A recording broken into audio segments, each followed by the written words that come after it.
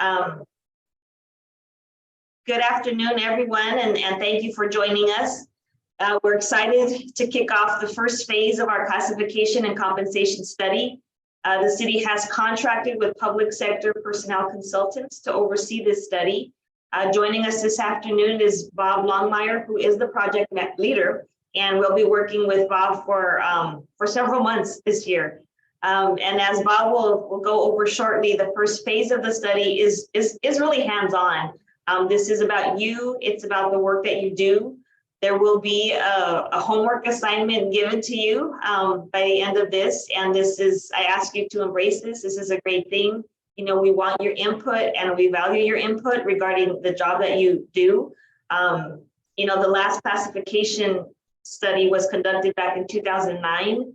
You know, we've revised a few specs here and there as we've had vacancies, but I'm sure there's things that you do that have changed since then. And so again, this is where you will have that opportunity to tell us, you know, what your job currently entails. And Bob's going to go through all of that in this introductory meeting, and he'll be guiding us, you know, throughout this process. So I'll go ahead and turn it over to Bob. Perfect. Yeah, no, thank you. That's a great introduction. As Debbie said, I'm Bob Longmire with Public Sector Personnel Consultants. We're the ones who've been selected to do the classification and compensation study for the city.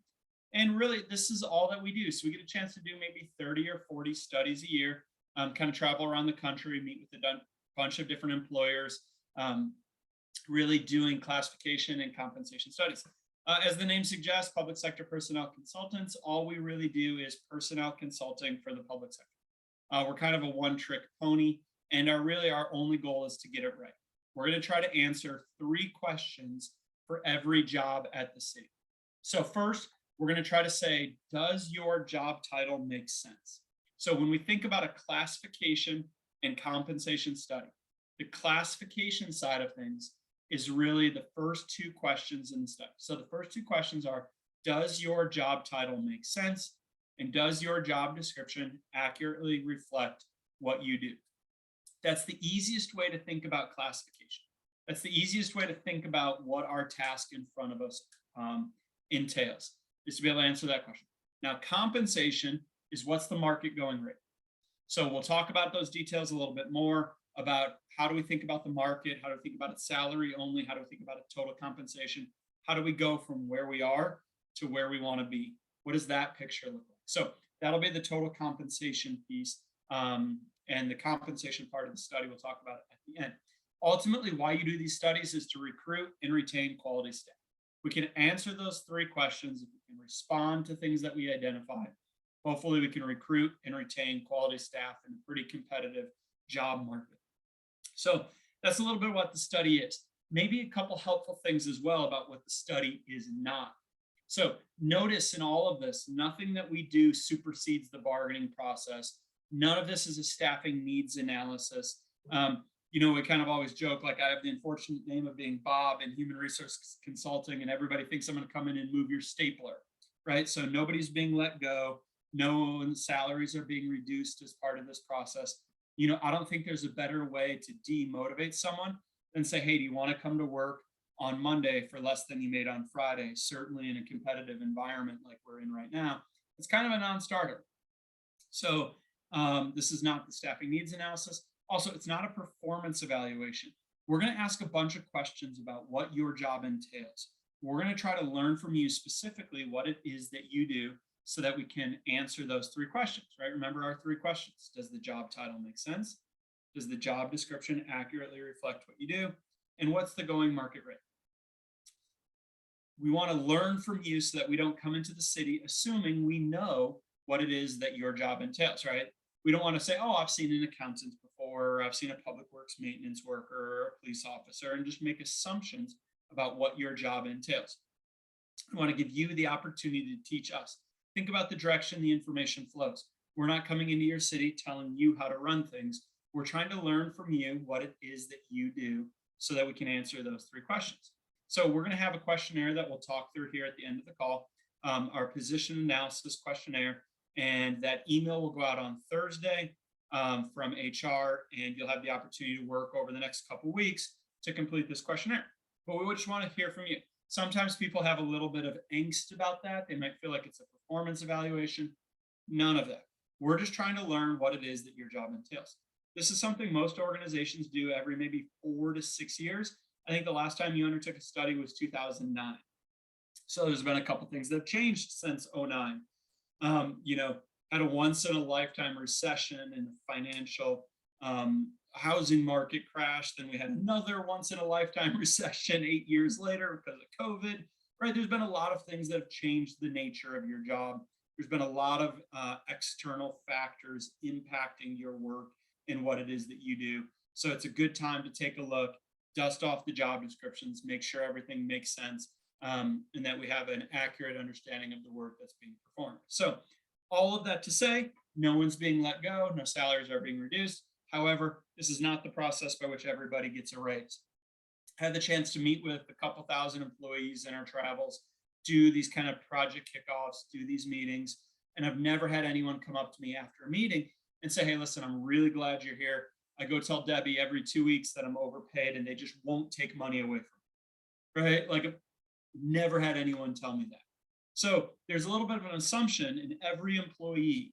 When we start a study, every employee, I don't want to say has their hopes up, but every employee believes they are working in a job that's behind market. Maybe you are, maybe you're not. We don't know yet. So the safest thing, the best thing I can tell everybody is don't go buy a new truck, right? Don't expect a huge windfall as a result of the study. You still work for the city. So I want to set a little bit of boundaries, a little bit about what it is, what it isn't, and we'll talk more about compensation here in a few minutes. And then I'll pause for some questions. But classification side of things. So classification is our first 2 questions. Does the job title make sense? Does the job description accurately reflect what you do? Think titling protocols. Do we have consistency around how we use technician, specialist, analyst, coordinator, 1, 2, 3, senior, lead? How do we use all of those terms? How are they all interacting? And do we have consistency across different departments? Right now, we got about 140 job titles in use by the city. Is that the right number? Do we need more? Do we need less? How do all of those interact with each other? What does the internal hierarchy and the internal benchmark relationships look like? All of those things are the classification side of things. Hopefully you start to understand how important it is for us to know what it is that you're doing so that we're not guessing, so that we're not going on an old, outdated job description where the most accurate part of that job description is everybody's 4 least favorite words, right? Other duties as assigned. So hopefully your job description is more accurate than that, but that's why you do one of these studies. So the way we're going to get that information, the way that every employee has the opportunity to tell us what it is that they do is the PAQ, Position Analysis Questionnaire. Like I said earlier, an email is going to go out on Thursday, so an email is going to go out tomorrow from HR, and it's going to give you a link. Every time you click on that link, it'll create a new questionnaire. I'll show you how to save your old questionnaire and come back to it later, but it gives you the opportunity to tell us directly what it is that you do. You can work on them as a group. It's not meant to be a test. It's not meant to be a writing assignment. You don't get extra points for suffering in silence. You can talk to your supervisor. You can talk to your coworker. However you want to get us that information works for us. We're simply trying to capture the work that's being performed, and we treat you as the subject matter expert, as the person who knows your job the best, and the person who understands what it is that your job entails. We also might have the ability to do some on-site meetings, some kind of walk and talks, be able to say, hey, we got your questionnaire. Can you tell us a little bit more about that? So if HR reaches out to you and asks, hey, will you show them around? That's all we're doing. Sometimes people get a little bit nervous. We've had people show up to like those interviews with like their resume and they feel like they have to apply for the job. That's not what's happening at all. We're just trying to understand what it is that your job entails, and we're just trying to learn more about your job. Note a couple things. We're not changing working conditions. We're not here to tell you how to run your city. We're here just to say, what does the job entail, and suggest a industry standard job title for that work and update the job description. All right, let me talk about the salary survey, total compensation, then I'll pause for a second. So salary survey, third question, what's the market going rate? First part of that is we need to identify market comparators and who do we compete with out in the market. So there's not an approved, finalized official list of comparators yet. We're working on that. We want to make sure we have input from council, the bargaining units, city management, to kind of have an agreed upon list and overall collective to say, hey, here's maybe 15 different organizations for that we can look at and request their job descriptions, their org charts, their pay plans, their benefit documents, their MOUs, so that we can come back and say, all right, here's the market going rate. Here's where we are. Here's where we want to be. And it's a relatively factual and straightforward question. What's the market going rate? Now, where things get a little bit more difficult, where things get a little bit more policy driven, a little bit more budget driven, is how do we get there? So if we got a job and we're behind market, how do we get it caught up? How do we move from where we are to where we want to be? Now, maybe since it's been since 2009, since a study like this has been done, maybe we got some jobs that are behind market, and it might take us a little bit longer to get there.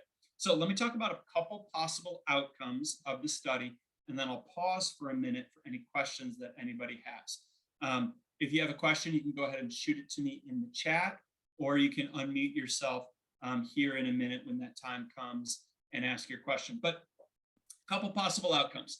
All right, think from the classification side of things. Maybe we have some unused, vacant, outdated, old job titles on the salary schedule, and we just need to clean those up. And nobody's in them, so we can remove them off of the salary schedule, and that's easy housekeeping, no big deal. Maybe we have some jobs that we need to update the job title for, so change the job title. Think, specialist to analyst, or a 1 and a 2 and a coordinator, and some of those kind of things. Maybe there's some jobs that we need to merge together. Maybe we've been overly specific with our job titles, and we've created pretty much a job title for every person at the city, and we need to merge them together. Maybe it's been the opposite. Maybe we've been too generic with our jobs, and people in the same job title can't do the same work. And we need to split those jobs apart, where once we had one title that covered 2 people, and now we have different titles for both of those people. So those are a couple possible outcomes of the classification side of the study. Now, from the compensation side of the study, that's where things get a little bit more difficult to predict what may or may not occur as a result of the study. A couple thoughts. It's not uncommon that different employees receive different amounts. This is not a COLA. It's not a rising tide that floats all boats. That's bargaining, that's your step, that's merit, right? That's all of those processes. This is the process by which we go out and look out at the market and say, what's the market going rate? So easiest example I have is, let's pretend we're doing a salary survey. We go out and we find this job in the market. I got 2 employees and they're both on maximum. So they're both on their top step. We go and do this study and we find that this job in particular is, let's say, 10% behind market, just for easy understanding. All right, so we can take that job, we can increase that job by 10%. Now, as soon as I said that, I'll bet most of the employees, I'll bet most of you thought, hey, that means a 10% raise. Well, maybe, maybe not. Maybe in this instance, we can move that range and people go from step 5 to step 3. So they used to be maxed out. They used to not be able to get any increase at all. But now we move them to step 3, to what's referred to as next highest step. And then over time, they can become step eligible and get that increase. Now, you don't want to get carried away with that idea, right? We don't want to have an extreme example where people go from maximum to minimum, or something really wild like that, right? We need to balance and make sure that I don't have a 1-year, 5-year, and 10-year employee all making the same thing. Or God forbid, we have a situation where you go to hire somebody new and they're making the same thing that the current employee is making, and the person training them is making the same thing as the person being trained, right? So we need to make sure that we don't have horizontal compression, right? That we have enough movement through the ranges. So we have to balance all of those factors. We have to balance how we're moving jobs. We have to balance how we're moving people. We have to balance the budget that's available, the goal to get to market, start to think about all of the things that need to take place. Then any changes need to be bargained over. So again, back to my original statement, don't go buy a new truck, right? Think about how many moving pieces need to take place before it hits an employee's paycheck. All of that to say, however, these are healthy, productive conversations, and that data is meant to be actionable, bargained over, discussed, implemented. Now, how you do that and how you move, I don't know yet, right? Nobody knows. It's unknowable. So it might take more than a year to get out of this situation, or it might take more than a year to address some of the things that we find. Totally and completely depends on what we find. So nobody's going backwards. No one's winning the lottery. All right. Hopefully that's a good overview. Let me pause here for a second. Any questions on classification, right? Job titles, job descriptions. Any questions on compensation, market study, implementation, ranges, steps, anything like that. Next, we're going to go into the PAQ, and I'm going to kind of walk you page by page through that homework assignment and give you more details there. But let me pause for a second. Any questions?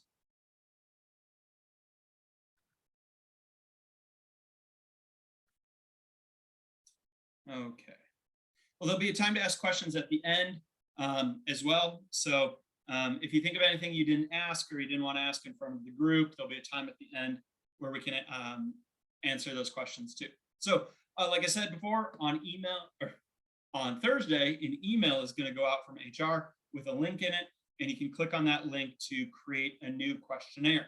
I'll show you the save and continue later button so that you can come back to it. We get 2 main questions from the online PAQ, and I'll tell you what those are as we get there. There's really only 2 pain points that everyone needs to kind of be aware of, because those are the main questions that we get throughout this. So like I said, you can work on them as part of a group. You can work on them as a team. On that email that goes out, it will have a link to your existing job description where they're all stored at the city. Go ahead and click on that link. And then maybe if you want to print out your existing job description, carry it around with you for a week, cross it out, mark it up, however you want to kind of start that mental process of thinking about what it is that you do. That worked for us. So that email is going to go out on Thursday. Employees will then have until March 10th. So you have a little bit of time to complete the PAQ. Please avoid what I call the college homework problem, right? So if we give you 3 weeks to do it, don't start it on night 26. Start it, start thinking about it, get that process going, work on it. Don't save it till the last minute. This is something that hasn't been done at the city for 13 years. This is an opportunity to get everything right, top to bottom. Please help us take this seriously so that we don't have to guess. You can work on these on city time. The library is even going to be open early on 4 days. Those days will be specified in the email that goes out from HR. There'll be an HR representative at the library to help with that. So again, a lot of really good opportunities. It's not an insignificant investment of the city's time to undertake this study. So please give us as good of information as you can in that process. You have until March 10th to complete that. Then when you complete it, an email is going to go out to your supervisor for their review, their input, their approval. And after they do that, an email is going to go out again to the employee and to the supervisor with copies. So everybody can see what everybody wrote in that process. So try to have maximum transparency there. All right, jumping into this. The first page is going to be pre-populated with information from the payroll file. This is question number 1 that we get. So the most common question that we get is the information on page 1 wasn't right from the payroll file. That's okay. You can edit it on page 2. Page 2 looks like this, and it says, if anything was not correct, please update it here. So you can edit all that information. It'll say it on the video that plays. There's little pre-populated videos that play on the start of every page with me sitting in front of my office door, kind of talking about what we're looking for on each one of those pages. So that's one of the questions we get most often. And you can update that information if it isn't correct there on page 2. It'll also ask you if you're part of a group. If you're part of a group, go ahead and say yes. It'll bring you to this page where you can tag your coworkers. So auto suggest their names from the payroll file. You start typing their name, and after 3 letters, it'll pre-populate with the suggestion of the employee. Click on who's part of the group, add them to the questionnaire, and it'll allow you to add their names to that PAQ. All right, next part of this is going to be think about your existing job description, the position summary up at the top. Maybe give us 3 to 5 sentences about what it is that you do, what your position entails. You don't have to make it sound like it belongs on a job description. We have job description writers that use all the right tenses and verbs and know how to make it sound job description-y. They will do that. Just give us the content, give us maybe 3 to 5 sentences. A really good way to think about this is to say, hey, I'm Bob. It's nice to meet you. What do you do? Put your answer here, right? So just give us kind of the high level, the position's purpose, what it entails. You can use these buttons down at the bottom. You can use back and next to move around the questionnaire. And then when you get to the next page, you can start here. So the next thing I'll tell you is this save and continue later button up at the top. This is the second most common question we get, is how do I save and come back to my answers at a later point in time? Use the save and continue later button. We have a lot of times where employees will get started, they'll get busy, they'll get in a rush. They'll work on this for maybe an hour. They'll forget to use the save and continue later button. Something will come up, they'll close out of it. And then when they go to the email that HR sends out on Thursday, and it only creates a new PAQ, they'll be like, where's all my work? It's lost. The work's not lost. We have a copy of it. If that ever happens to you, you can send an email to HR. They'll get a hold of us. We'll send you a link, but it's easier if you just use that save and continue later button. It's not a bad thing to use, just to be prepared for it anyway. All right, so this page is maybe everybody's least favorite page, but my favorite page. It's got a percentage of time and then your functions and tasks and duties that you're performing under that group. Try to group your work into different buckets and then tell us how much time you're spending on those buckets. This percentage of time is an intentionally difficult question. We're trying to understand where you spend a majority of your time and what you're working on. If your job's very routine, think in terms of a day, a week, a month, maybe a year. If your job's seasonal and changes, the rainy season to the summer or winter to fall or whatever that looks like, maybe it's easiest to think in terms of a year for your percentage of time. Try to make it add up close to 100. If it adds up to 110%, I can't get you a 10% raise. There's always some engineer who puts like 36.47% of my time. Doesn't need to be that precise, but try to help us get an understanding of where you're spending a percentage of time. A couple examples might look like, hey, 25% of my time, if I'm a public works maintenance worker, maybe 25% of my time on asphalt repairs. Hey, I'm assigned to the asphalt crew. We do hot patching, we do cold patching, we repair potholes. We might also do striping. We might also do traffic setup and safe operating principles and the traffic mitigation plans around our work site. We might also have some striping that we do. Are we doing signs? Are we doing public work right-of-way maintenance? What is it that we're doing as part of these assignments? And so give us those percentages of times so that we can kind of break down and group all those tasks. If you think about your existing job description has bullet points on it. So your existing job description has maybe 8 or 10 bullet points. This is where we're going to generate those bullet points from.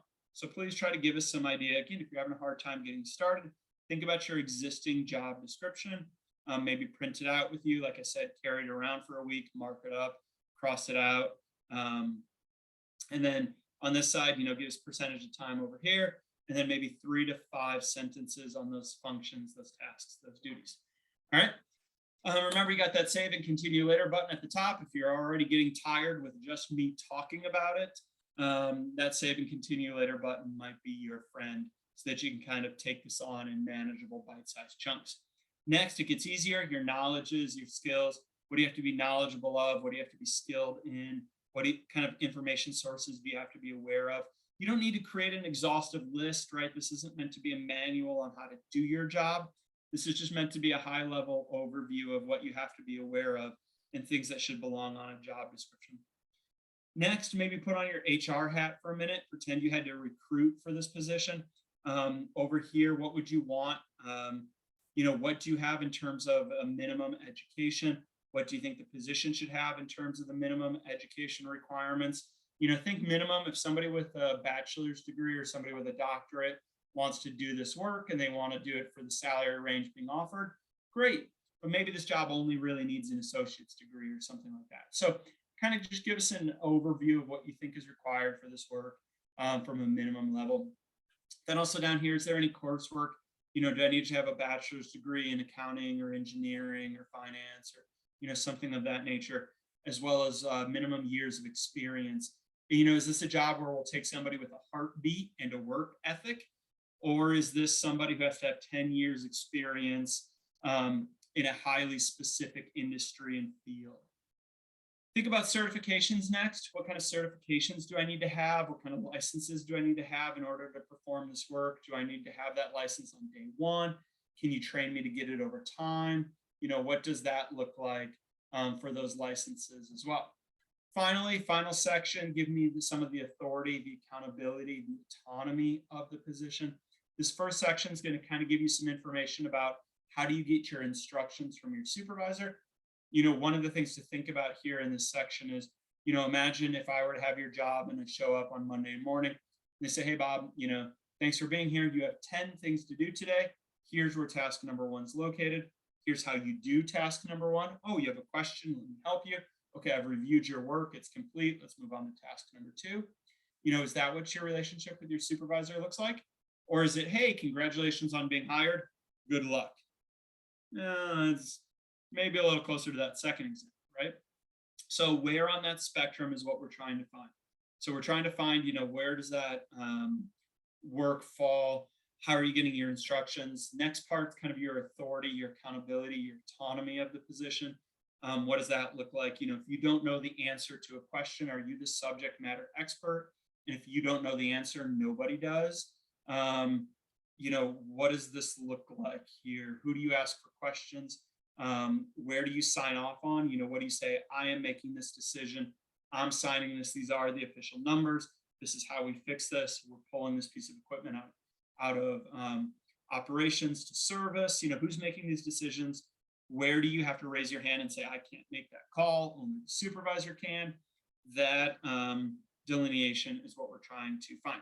So then here at the end, it's going to ask you if there's anything else. There's a section where you can attach some documents. So if you think there's anything that's helpful for us to know, if you have your marked up job description and an org chart, anything that you think is helpful for us to answer those 3 questions, attach that here. Finally, it's going to ask you if you supervise employees. If so, it'll bring you to this page where give us their names, give us their job titles, then go through a quick matrix to say, hey, are you the one who prepares work schedules? Are you approving time off? If somebody's sick, do they call you? Do they call the supervisor? Do they call the manager? Who do they call? Who then figures out scheduling and staffing? Who's training? Who's approving this? Who's signing off on stuff? Again, kind of just a quick hire and fire matrix so that we know what all of those delineations look like. You can start to imagine how this would look different for somebody who's a senior or a lead or a supervisor or a manager or a director. So some of this really helps with that layout and that structure as well. All right, on this signature and submittal page, you can kind of click and drag with your mouse to sign this and then type your name. When you click next, it will submit it. It is the signature and submittal page. Sometimes we get people who submit it before they're ready to, just kind of looking around. They're using the back and next buttons to kind of explore, and then they'll click next and it'll send an email to their supervisor saying they're done, but they're not done yet. If that happens, just get a hold of us through HR and we'll send you back a link. But ultimately, it's going to look like this. An email is going to go out to your supervisor that says, hey, so-and-so has completed their PAQ. Please give us your thoughts. Please give us your understanding of the position. Please review this. And then when they do that, an email will go out to the employee and to the supervisor so everybody can see and have access to all of the information. So, all right, that's about as fast as I can talk through that. Hopefully I didn't go too fast. This is the 4th one today. So Hopefully I didn't miss anything. If you have any questions, definitely jump in and let me know if you have any questions. So I'll pause here for a minute.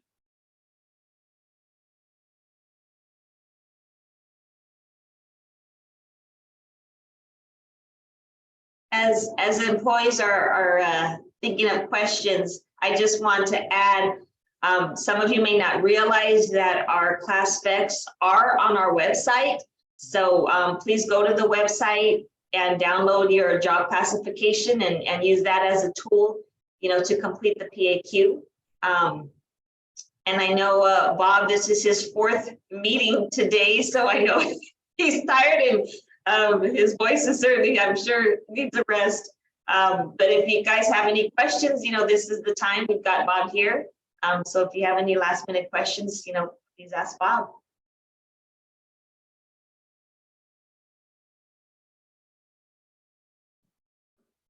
No? Okay. All right, well, I will go ahead and end the recording then. And click that button.